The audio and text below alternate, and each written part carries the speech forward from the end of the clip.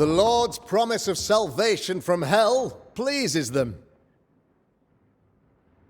The Lord's salvation from misery and sin here on earth does not.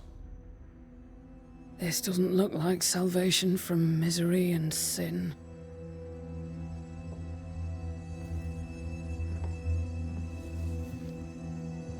The wicked pray for deliverance from the fires of hell,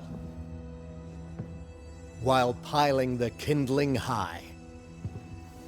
They proclaim their love for their Lord, yet, in His name, they serve themselves. Their self-regard crumbles in the light of their hateful iniquities. So true. Mr. McCraith, my friend, I'm so glad you agree. Now, the wicked man never questions... I have your answers.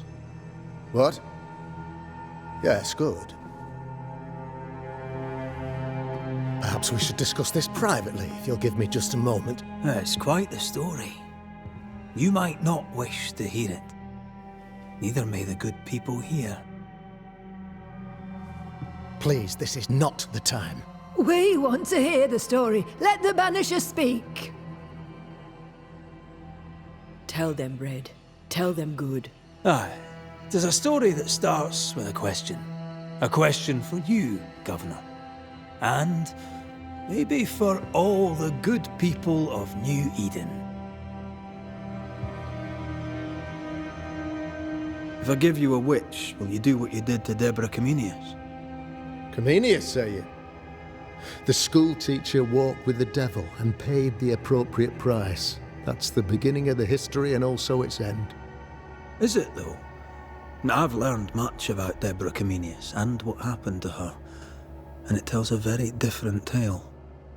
And what story, pray you, does it tell?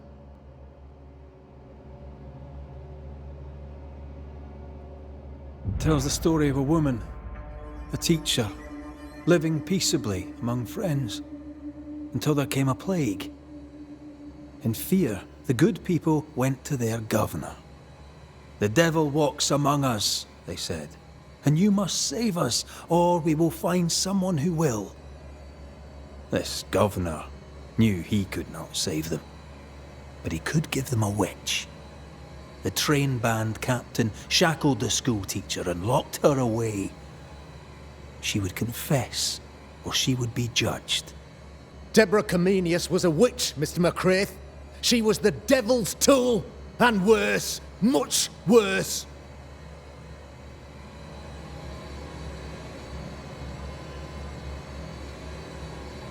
The picture of yourself that you hold in your mind is that of a great occultist. To repel the devil, the wise and fearless man must learn the Black Spy's tricks.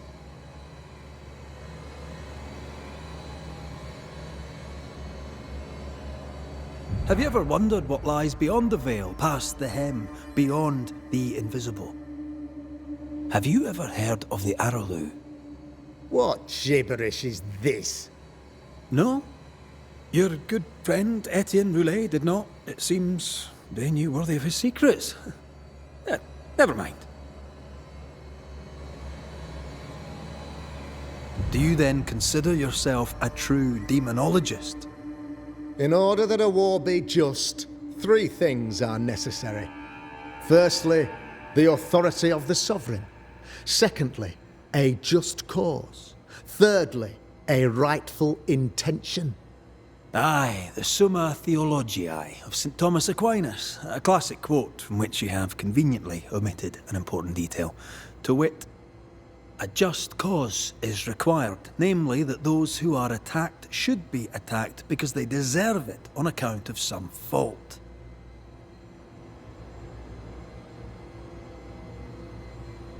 The trial was not fair. You had no proof, and you knew it. Credible witnesses gave believable testimony, sir. Witnesses like Gibbs, who pressured you into a guilty verdict to avoid being suspected of witchcraft yourself. There was pressure, I'll not deny it. But I did what I did to protect the colony. It was a difficult time. You're a pompous coward, fearful of anyone different, as human as that is. There must be a man to judge, or there is no order. A man to make the judgment, and a man to enforce it. Of all people, you know this. I have been that man. I'm no saint. I just don't mind saying it. A sinner and proud? So why should we listen to you?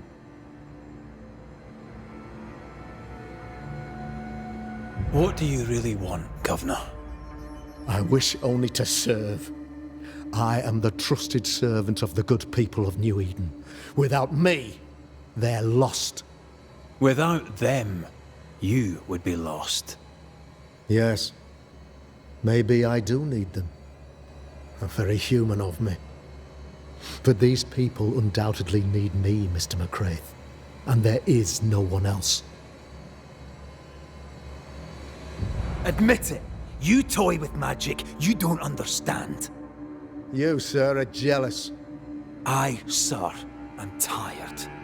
I've done my job, fulfilled my contract, I've found the source of the curse. The poison below the well is no more, no thanks to you. Aha! Poison it was then. The weapon of the wicked, to weaken the people's will. What was it, belladonna, hemlock, foxglove? Betrayal. Truth unspoken, secrets and lies. Wrongs, basically. Your wrongs. The wrongs you visited upon Deborah Comenius. The wrongs that led to her death. She died at the hand of the body politic. She died at all our hands. Most of all, she died at her own. She died because she would not submit. 'Twas not my plan to kill her, stupid, stubborn woman. Why did she not confess? I would have granted clemency. I would have shown her mercy.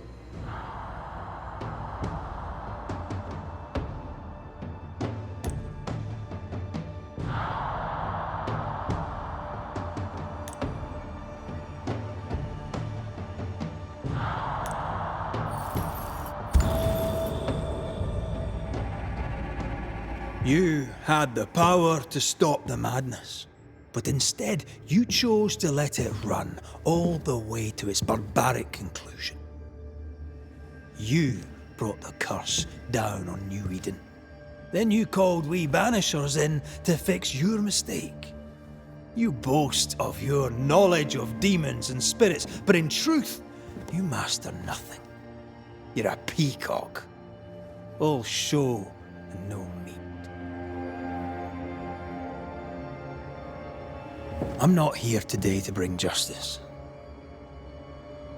But this man, your governor, brought death to your doors. He deserves blaming.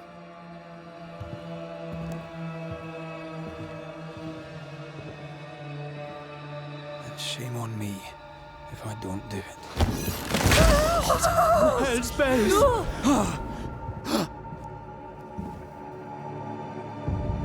Friends, have I ever not served the interests of our community?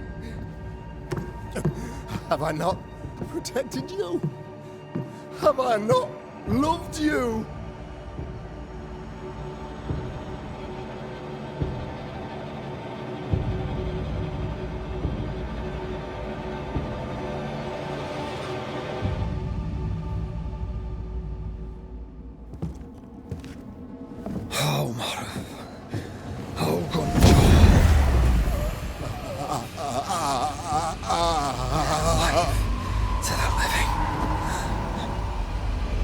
Death to the dead.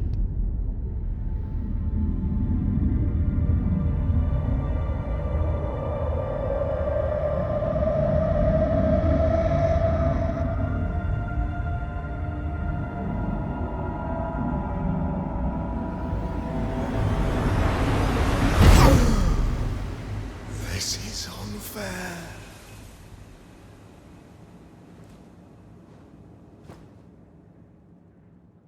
Is the evil gone for good? Far from it. Then who will protect us?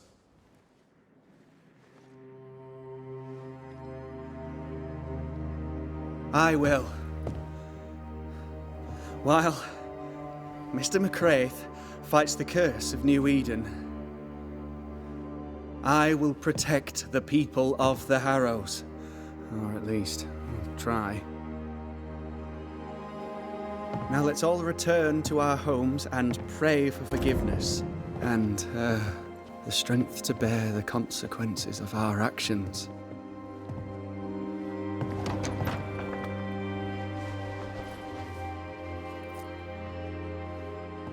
Your fee.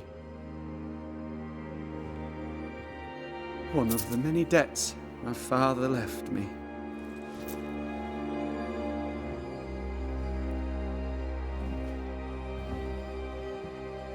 You'd best put your own debts first, young Master Haskell.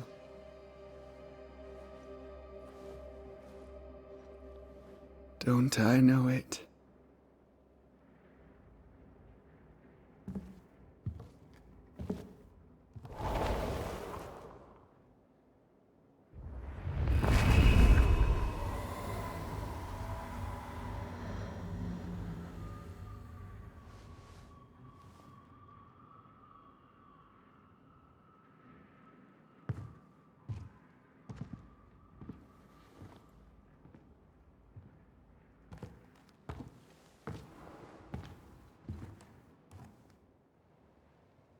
After all this, don't